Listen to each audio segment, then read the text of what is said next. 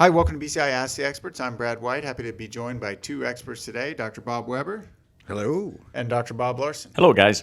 Got you guys here because our listener question today is right up your alley. Both of you have contributed on a paper on this, have done a fair bit of research. And as always, our process is I'll ask them the listener question. They get up to 10 points for their answer. If you have a listener question you want to send in, you can send it at bci@ksu.edu. So today's question is a short one, but not a simple one. What is the ideal cow size? It depends. Bob, I'm going to go with you first. It depends. It depends. So a function of, I think, genetics, and if you've got crossbred or straightbred cows plays a role into that, based on efficiency and your nutrient environment. So both natural and provided. Okay. Yeah, I'm going to say that this question is one that cattle producers commonly have, and it's really driven by two opposite but true statements. One is, smaller cows that are, and I'm going to throw milk production in there too. So smaller cow with less milk production has less cost. It doesn't take as much to maintain her, and she has less cost, and it's important to keep track of cost. The other side is bigger, growthier cows with more milk production wean a heavier calf, and their calves then grow faster on past weaning as well, which is also a true statement. So that generates more income. So it really comes back to the problem of optimizing the difference between costs and income.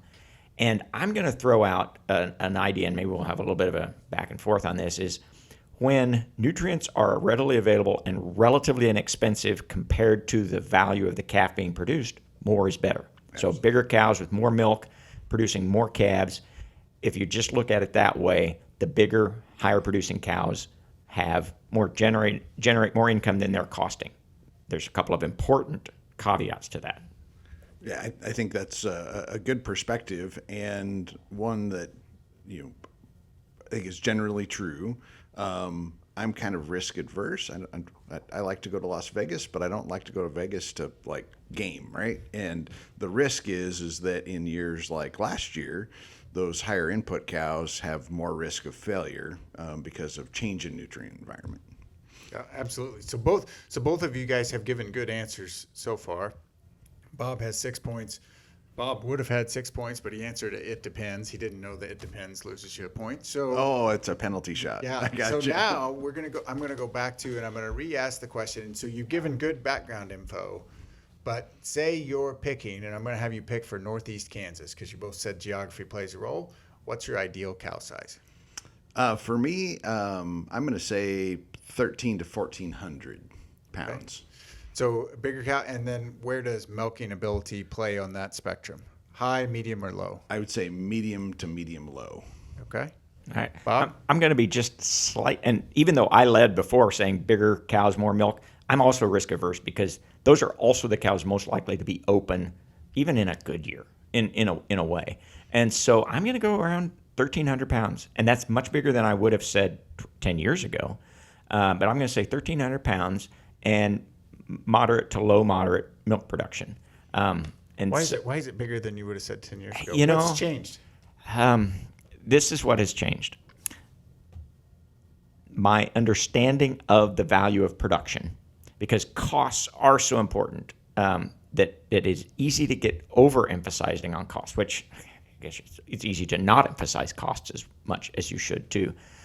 But productivity is also extremely important. So, and again, the caveat is you're going to have to, if you're going to do this, a little bit bigger cow, you're going to really have to keep track of reproduction. And we cannot afford to have reproductive efficiency go down. And if you do, then you have to address whatever cause that is, and it might be cow size. Yeah, absolutely. Bigger cows take a higher degree of management on all fronts. Yeah. Yep. Maybe that's a good way to say it too, is more income, more risk. So manage the risk. But if I had a lot of small cows, wouldn't I have similar risk? Not nutritionally, particularly if you pay attention to the stocking rate issue. So I think that's an important piece we haven't hit on. Yeah, that's true. Is sort of understanding carrying capacity. And that's one place where as people got bigger cows that consume more feed, they didn't change stock head or stocking density. Yeah. And you should. Right? Yeah, absolutely. It affects your stocking density. And so great answers to this question.